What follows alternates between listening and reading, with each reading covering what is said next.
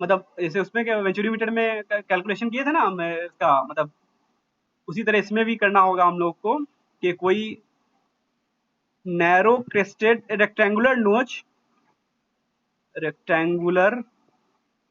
नोच, इसी को क्या बोलते हैं, नोच को ही नैरो क्रेस्टेड वियर है ना, इसी का नाम है ना, अभी देखेंगे ना पीछे में, नैरो क्रेस्टेड वियर, इसी का नाम है। ठीक है, तो रेक्टेंगुलर नोज, रेक्टेंगुलर इसलिए वर्ड किए हैं कि नैरो क्रेस्टेड वियर जो होता है वो रेक्टेंगुलर नोज की तरह ही होता है। यहाँ पे हम लोग देखें ना कि ये जो नैरो क्रेस्टेड वियर था, ये जो है इसका नोकीला होता है या नैरो पतला होता है, तो वो उसको अगर साइड व्यू से देखोगे तो रेक्टेंगुलर नोच की तरह ही दिखता है ना। तो ये जो है नोच जो है रेक्टेंगुलर नोच जो होगा वो यहाँ पे रेक्टेंगुलर लिख देना चाहिए हमको, ठीक है ना। रेक्टेंगुलर नोच जो होगा वो नैरो क्रेस्टेड वियर की तरह दिखता है। ठीक है, तो अब जो है हम लोग उसी को जो है ड्रॉ करते हैं कि कोई जो है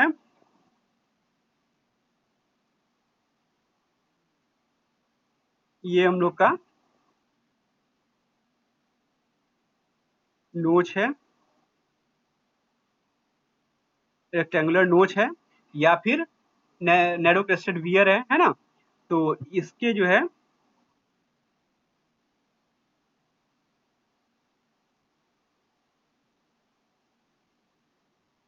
इसके ऊपर से जो है यहाँ से पानी जो है फ्लो कर रहा है, ये जो है पानी जो है ऐसे से ये फ्लो कर रहा है। ठीक है, अब इसका साइड व्यू देखोगे तो कैसा दिखेगा कि ये यहाँ तक दिखेगा कि ऐसे सिर्फ खड़ा हुआ है ऐसे, इसका क्रॉस सेक्शनल व्यू, मतलब किसी को इसके यहाँ से काट के तब देखेंगे हम लोग, है ना, ऐसे काट दो इधर से देखो तो ये दिखेगा सिर्फ ये ऐसे। अब ये नोकीला है तो यहाँ पे तो ऐसे दिखेगा नोकीला जैसा, फिर ऐसे दिखेगा, है ना। ये यहाँ पे चौड़ा होगा तो नीचे की तरफ चौड़ा दिखने लगेगा, है ना। तो ये ऐसे दिखेगा मान लो। अब ये चूंकि हम लोग इसको बोल रहे हैं कि नोच है तो ये जो है मेटल मेटल का होगा, पतला ही होगा, है ना, तो पतला होगा। लेकिन अगर ये चीज मशीनरी होगा तो यहाँ पे तो पतला होगा, उसके आगे ये फैल जाएगा ऐसे, है ना। मशीनरी स्ट्रक्चर होगा तो जैसे उसमें दिख रहा था यहाँ पे ऐसे फैला हुआ, है ना। तो हम लोग कोई एक ही चीज बनाते हैं, दोनों हो सकता है।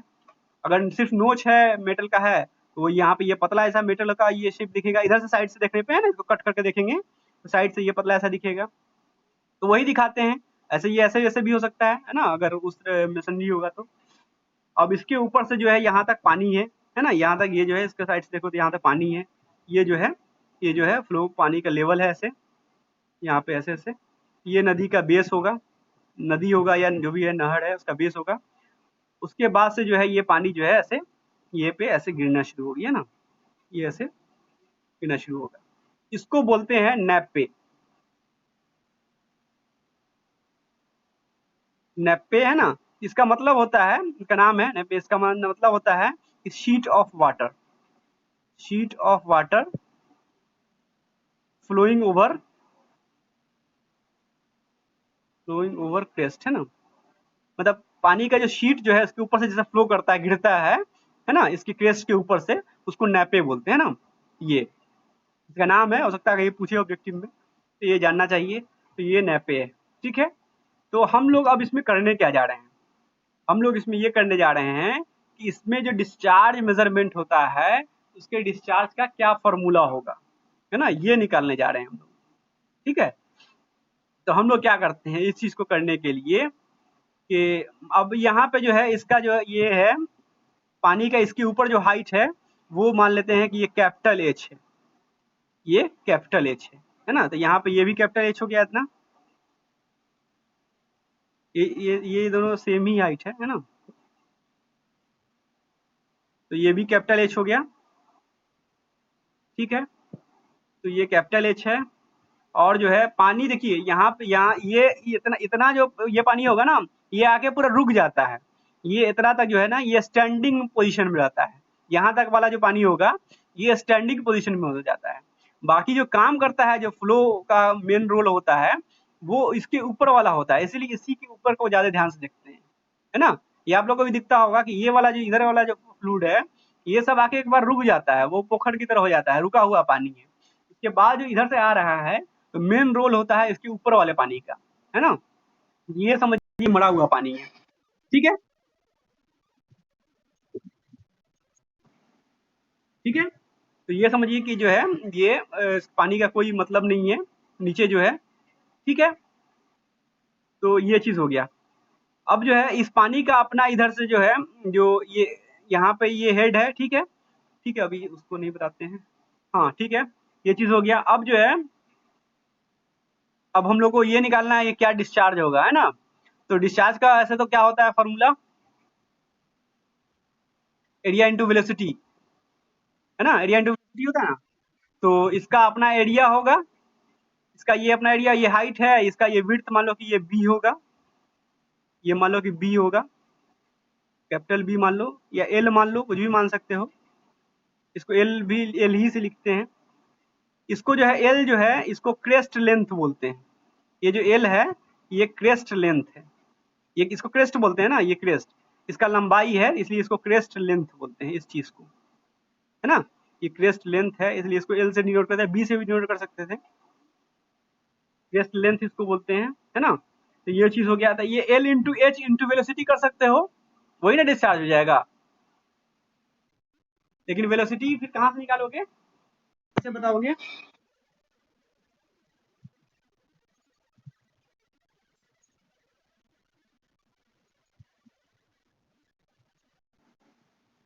वेलोसिटी कैसे बताइएगा?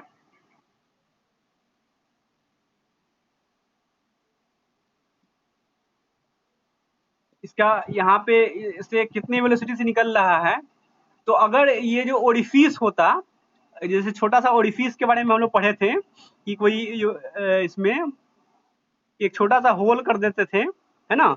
इस ओरिफिस से जो एकदम छोटा होता था, से जो वेलोसिटी जिस वेलोसिटी से निकलता था पानी, उसका फॉर्मूला होता था v equal to root two g h. मतलब इसके ऊपर कितना हाइट है, एच अगर हाइट है पानी का, तो वेलोसिटी होता था रूट टू जी एच, है ना? तो वो तो एकदम एक छोटे से होल के लिए था ना, उसके मतलब एक छोटे से ओपनिंग के लिए था। उसके ऊपर जितना हाइट होता था उसके हिसाब से रूट टू जी एच होता था वेलोसिटी का। इसमें तो इस पूरे का बताना है, और उस पूरे के ऊपर कितना पानी है ये तो नहीं बता सकते हो। तो एक लोकेशन पकड़ना होगा, उसके हिसाब से आपको बताना होगा, है ना? उसको हम लोग इस चीज को हम लोग यूज करते हैं। तो हम लोग क्या करते हैं, एक इन्फाइनिटिसमली स्मॉल जो है एक पानी के शीट को कंसीडर करते हैं, है ना? इमेजिनरी स्ट्रिप स्ट्रिप जिसको कंसीडर करते हैं, ये स्ट्रिप जो है हम लोग एक मानते हैं कि ये है। तो और इसका जो है, इसका जो डेप्थ है ये डी एच है, मतलब इसका जो हाइट है ये डी एच है। इसका ऊपर से जो डेप्थ है वो एच है, ऊपर से डेप्थ एच, इसका अपना जो हाइट है उसको डी एच बोल रहे हैं, है ना? ये मान लेते हैं। तो इमेजिनरी जो ये जो स्ट्रिप है इसका वेलोसिटी कितना होगा, velocity of velocity of imaginary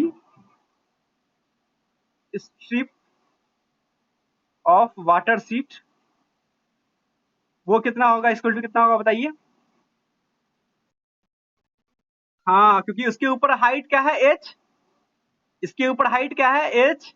और ये एकदम पतला ऐसा है, छोटा ऐसा है, तो इसका फॉर्मूला हो जाएगा रूट टू जी एच, है ना?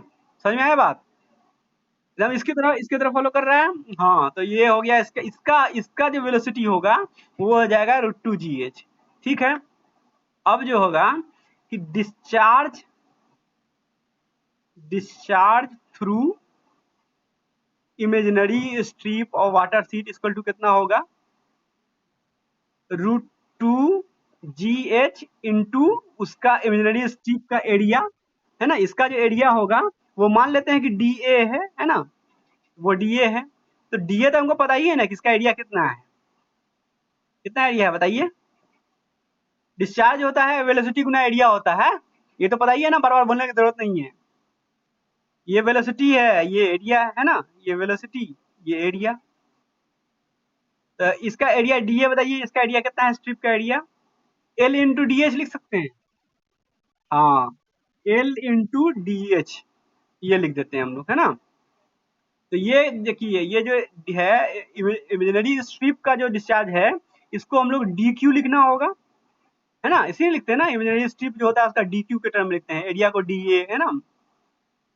तो डी क्यू इक्वल टू हो गया root two g h into L into d h. इसमें जो वेरिएबल टर्म है उसको एक जगह लिखते हैं, कांस्टेंट वाले को एक जगह लिख लेते हैं ना। तो ये हो जाएगा रूट टू जी, एच वाले को उधर ले जाते हैं, डी एच के साथ लिखेंगे, into L into root h into d h, ऐसे लिख सकते हैं ना। हाँ, तो हम लोग का डी क्यू कितना हो जाएगा यहाँ पे, सॉरी क्यू कितना हो जाएगा, क्यू इक्वल टू, इसको डी को उधर ले जाएंगे तो इंटीग्रेशन हो जाएगा ना, इसको इंटीग्रेट कर दीजिए, इंटीग्रेटिंग बोथ साइड लिख देते हैं, इंटीग्रेटिंग बोथ साइड।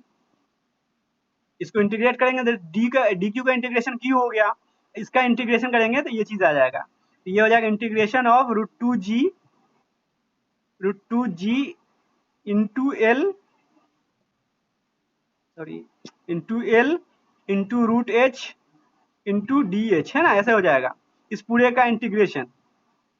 तो इसमें जो कांस्टेंट है ये कांस्टेंट को बाहर कर देते हैं, तो रूट टू जी बाहर इंटू एल बाहर, और ये बचा रूट एच का इंटीग्रेशन और डी एच, है ना, ये बचा।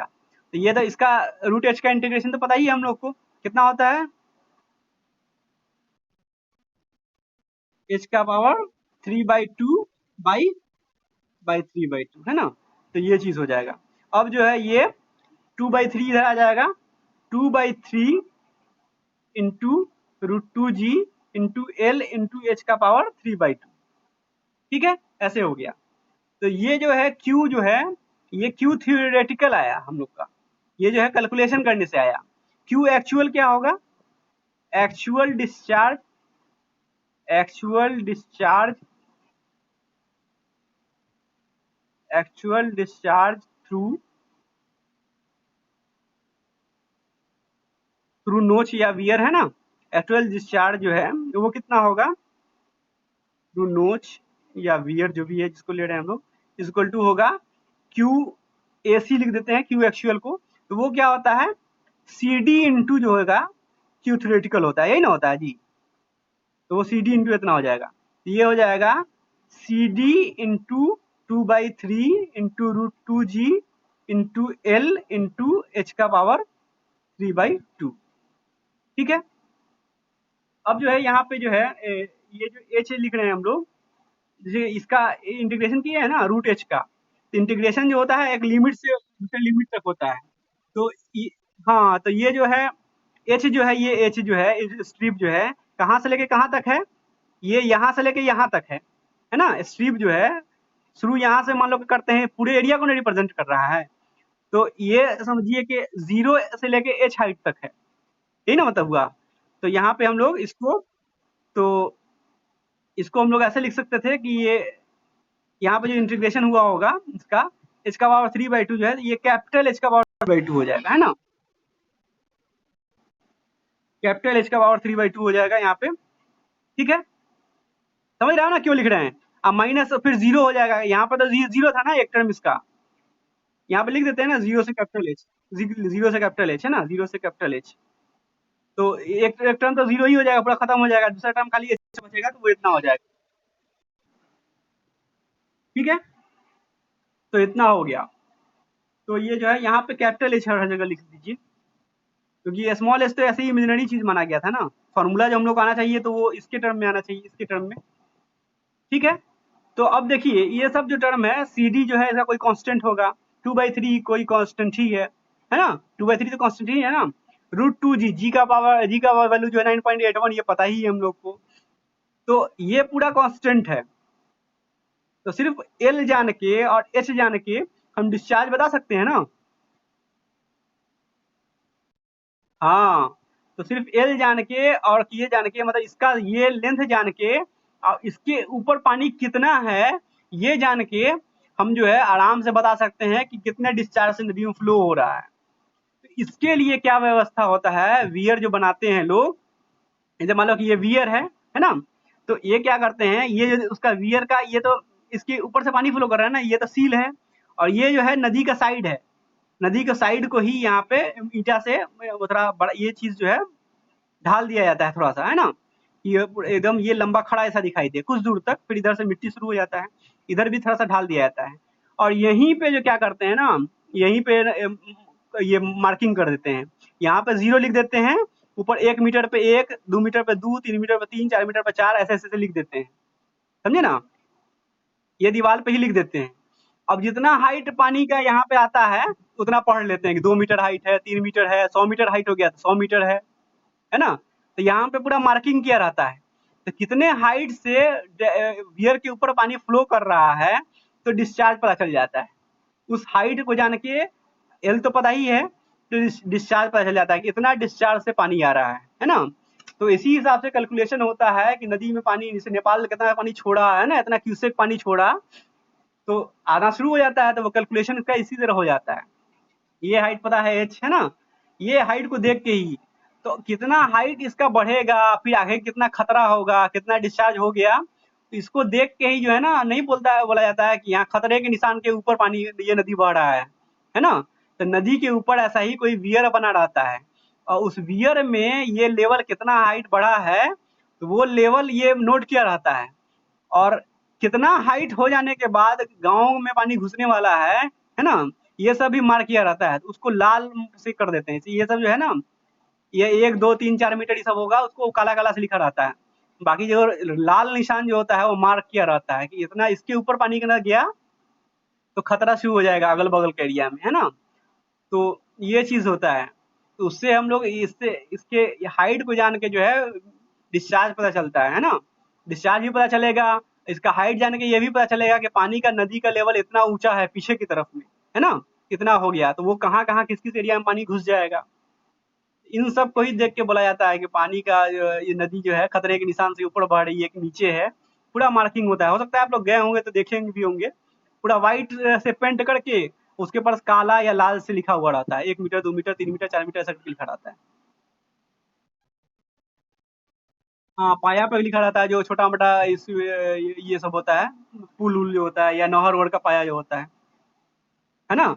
नदी का भी जो होता है वहाँ पर भी लिखा रहता है, वो ज़्यादा इम्पोर्टेंट है, ये भी इम्पोर्टेंट ही है ना? तो ये नदी के ऊपर मान लो कि वियर है उसका, ये चीज़ है, ठीक है? तो ये चीज़ हो गया। तो फ्रांसिस फार्मूला एक होता है, फ्रांसिस फार्मूला, है ना? फ्रांसिस फार्मूला है, तो उन्होंने क्या किया कि इसी पे एक्सपेरिमेंट करके इसी चीज़ को ईज़ी बनाया उन्होंने। तो उन्होंने क्या दिया कि ये Q जो होता है, Q इक्वल टू होता है 1.84 इंटू एल इंटू एच का पावर 3/2। इसको सिंप्लीफाई कर दिया। ये जो इतना लफड़ा था ना, ये जो लफड़ा था, ये C D into 2/3 into root 2 g, है ना? इन सारे की जगह पे 1.84 लिख दिया। बाकी एल और एच का पावर 3/2 तो यहाँ पे पहले से था ही, है ना? तो इन सारे के जगह पे उन्होंने ये 1.84 लिखा होगा, तो कुछ रिसर्च किया होगा, तो उन्होंने पाया कि ये सी डी जो है, बार बार जो है नोच के लिए, या नैरो वियर जो है उसके लिए 0.623 के करीब आता है जनरली।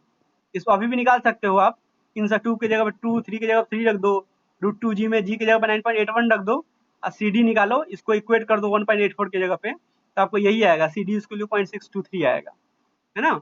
तो उन्होंने बार बार एक्सपेरिमेंट से देखा कि ऐसे नैरो वियर के लिए या नोच के लिए सी डी जो है बार बार 0.623 आता है। इन सारे वैल्यूज को रख के उन्होंने ये जनरलाइज फार्मूला निकाल दिया कि ये फार्मूला है हम लोग का, है ना? तो याद रखने के लिए इसको ऐसे याद रखिए, बाकी ये चीज तो है ही, ये डेरिवेशन एक बार याद हो गया तो ये भी याद ही रहेगा, है ना? तो ये चीज है, होप समझ में आ गया होगा ये चीज। सीडी जो है ना, ये पढ़े होगे आप लोग, जब ये फोर्थ यूनिट पढ़ा रहे थे, तो उसमें बोले थे कि जो कैलकुलेशन के में जो आता है ना, वैल्यू कैलकुलेशन करके, जैसे क्यू जो कैलकुलेशन करके आया, ये एक्चुअल इतना क्यू नहीं होता है, क्यू थोड़ा सा कम होता है, लॉस हो जाता है थोड़ा, है ना? थोड़ा लॉस रहता है। तो एक्चुअल क्यू होता है, उसको सीडी से गुना कर दीजिए, तो वो एक्चुअल होता है। तो अब लॉस कितना हुआ ये किसको क्या पता, है ना? तो वो सीडी टाइम्स, सीडी जो है एक लॉस का मानक है, कोफिशिएंट ऑफ डिस्चार्ज इसको बोलते हैं। तो ये एक्सपेरिमेंट से ही आता है कि उस जगह पर कितना लॉस हुआ होगा, समझे? ठीक है। तो इसीलिए यहाँ पे CD ऐड किया गया और फ्रांसिस ने बताया कि CD 0.623 होगा। तो उन्होंने ये इसको इस फॉर्मूला को जनरलाइज करके ये बना दिया। इसको याद रखिए, है ना? ये तो इसी का ये शॉर्ट है। हो गया, समझ में आ गया बात? अब जो है इसमें एक नया चीज ऐड हो रहा है आपका, ठीक है? इसी में एकदम ये हल्का चीज है, velocity of approach. Velocity of approach. एक बार ये चीज समझ आओगे ना, आगे तो ये यूनिट खत्म ही हो जाएगा। इसमें कुछ है नहीं ज्यादा, बस यही चीज समझना है। वेलोसिटी ऑफ अप्रोच, इसको जो है वी ए से नाम से लेते हैं। वी मतलब velocity, A for approach, approach, है ना? तो अब इसका क्या रोल है? इसका ये रोल है, उस टाइम में ये फिगर बना रहे थे तो हम वो बताना चाह रहे थे, नहीं बताएं, अब बता रहे हैं, अब समझ में आएगा। कि देखिए, यहाँ यहाँ से लेके यहाँ तक जो फ्लूइड है ये रुका हुआ है ना? इसका कोई स्पीड नहीं है। लेकिन इसके ऊपर वाला जो फ्लूइड है वो तो दौड़ता हुआ आ रहा है ना, यहाँ से वो दौड़ता हुआ आ रहा है ना, फ्लो करता हुआ आ रहा है। तो इसका अपना स्पीड होगा, उसको हम लोग वी वेलोसिटी ऑफ अप्रोच बोलते हैं, सीधा सीधी बात है ना? कि इस वेलोसिटी से वो यहाँ पे अप्रोच किया, अप्रोच मतलब पहुंचना बोलते हैं, है ना?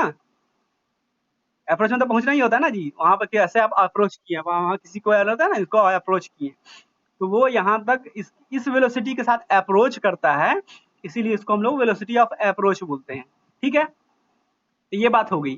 तो ये वेलोसिटी ऑफ अप्रोच जो है यहाँ पे भी रहा होगा, और यही वेलोसिटी ऑफ अप्रोच जो है यहाँ पे भी रहा होगा।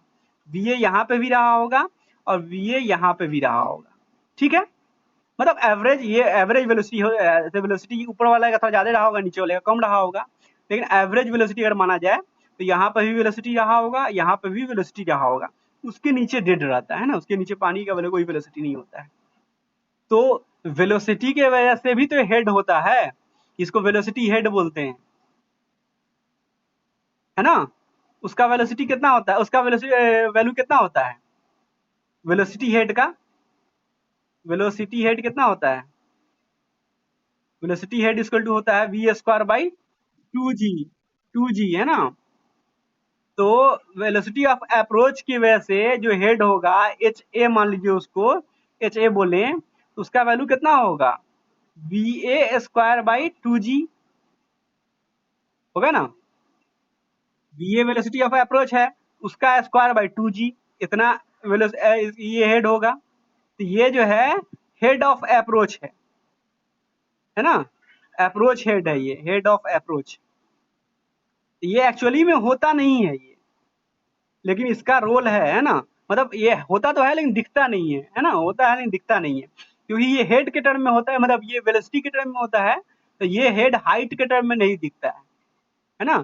तो यहाँ पे जो हम लोग इंटीग्रेट किए हैं 0 से h के बीच में, तो ये 0 से h के बीच में तो नहीं होगा, यहाँ पे होगा 0 plus we A square by 2g, यहाँ पर भी होगा h plus we A square by 2g। एक हेड जो है वेलोसिटी हेड यहाँ पे भी है, एक वेलोसिटी हेड यहाँ पे भी है ना? तो यहाँ पर भी होगा 0 plus h square by 2g, यहाँ पे भी होगा 0 h plus h square by 2g, v square by 2g। समझ रहे हो ये बात? नहीं आया? चलिए फिर से बताते हैं। बोल रहे हैं कि यहाँ पे इसके पास वेलोसिटी था ना जी, यहाँ पे तो वेलोसिटी था, तो इसके पास वेलोसिटी हेड होगा। तो वी ए वेलोसिटी है, तो we A square by 2g के पास उसके पास वेलोसिटी हेड है ना,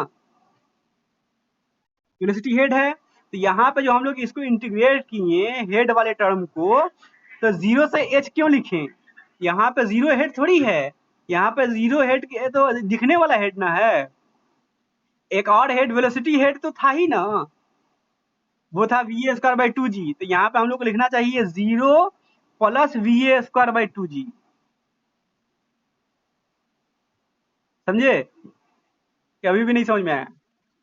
थोड़ा सा समझने में थोड़ा देरी लगेगी, लेकिन समझ सोचोगे थोड़ा समझ में आएगा।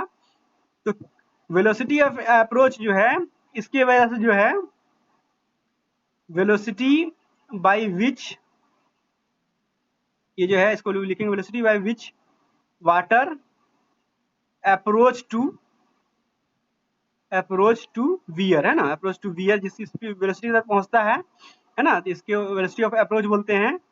Due to this velocity head develops, velocity head develops develops और उस वेलोसिटी हेड जो होगा उसको एच ए बोलेंगे, वो होगा V A square by two G, है ना, इतना हो जाएगा। तो इसके वजह से now now the formula of discharge, formula of discharge changes changes. अब जो है हम लोग जो क्यू का फॉर्मूला लिखेंगे वो क्या था, रूट टू जी और एल जो है बाहर था, है ना, और इंटीग्रेशन था रूट एच का और डी एच था यहाँ पे, तो यहाँ पे सिर्फ एच था, यहाँ पे ये यहाँ पे जीरो था, यहाँ पे एच था। लेकिन अब पता चला कि ये दोनों जगह पे जहाँ से लेके जहाँ तक कर रहे हैं दोनों जगह पे वेलोसिटी था, तो यहाँ पे भी वेलोसिटी हेड होगा, यहाँ पर भी होगा V A square by two G और यहाँ पर भी V A square by two G यहाँ पर भी होगा, है ना, दोनों जगह पे होगा। ठीक है, इसको हम लोग एच ए बोल रहे हैं, एच ए, है ना। तो यहाँ पे ये इतना हो गया, इसको जो है हम लोग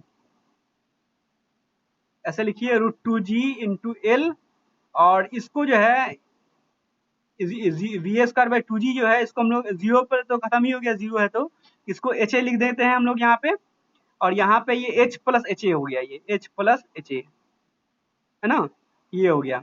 और ये रूट एच है तो रूट एच है इंटू डी एच। अब जो है ये रूट टू जी इंटू एल, और ये यहाँ पे एच ए लिखते हैं और इस एच प्लस एच ए को जो है एच वन बोल देते हैं शॉर्ट। ठीक है, एच प्लस एच ए को जो है मान लेते हैं कि एच वन इसका नाम हो गया, है ना, एच प्लस एच ए लंबा देखने में लग रहा है, इसको एच वन बोल देते हैं। अब इसको आगे में बताते हैं इसका मतलब क्या है, एच वन की नाम रखा गया तो इसका क्या नाम होगा इसको, है ना। ये रूट एच डी एच, तो ये चीज चेंज हो जाएगा, वो हो जाएगा रूट टू जी इंटू एल, और ये जो हो जाएगा रूट एच का हो जाएगा एच का पावर थ्री बाई टू, और ये हो जाएगा इंटीग्रेशन एच ए से लेके एच वन तक, है ना, ऐसे हो जाएगा। तो ये हो गया रूट टू जी इंटू एल इंटू, और ये टू बाई थ्री जो है वो इधर आ जाएगा, है ना, टू बाई थ्री इधर आ जाएगा, और ये हो जाएगा आपका एच वन का power three by two minus H A का पावर थ्री बाई टू, है ना, एच ए का पावर थ्री बाई टू, ऐसे हो जाएगा। एक्चुअल में जो है ऐसा फॉर्मूला होगा, है ना। लेकिन ये अगर हम लोग वेलोसिटी ऑफ अप्रोच को इग्नोर कर दिए तो जो है वो जो सिंपल वाला फॉर्मूला था वो यूज करना होगा, लेकिन अगर वेलोसिटी ऑफ अप्रोच को कंसीडर कर रहे हैं तो ये फॉर्मूला होगा। ठीक है, तो क्यू क्यू एक्चुअल जो हो जाएगा वो हो जाएगा C D into root two ji into two by three into into L भी था, इन सब जगह पे एल एल था, है ना, एल था, यहाँ पर भी एल है, एच वन का power three by two minus H A इसका पावर सॉरी इसका पावर भी थ्री बाई टू। ठीक है, क्या, अच्छा वो आ चुका है,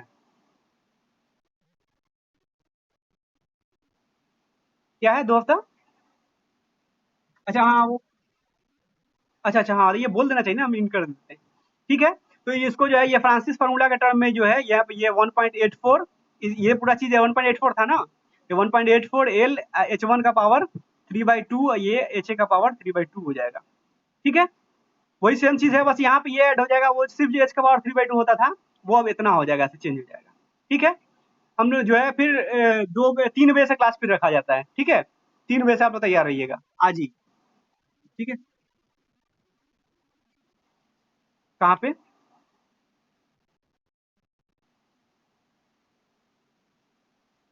चलिए वो ठीक है, वो मतलब समझ गए ना बात। ठीक है, इसको क्लास में एंड करते हैं, है ना।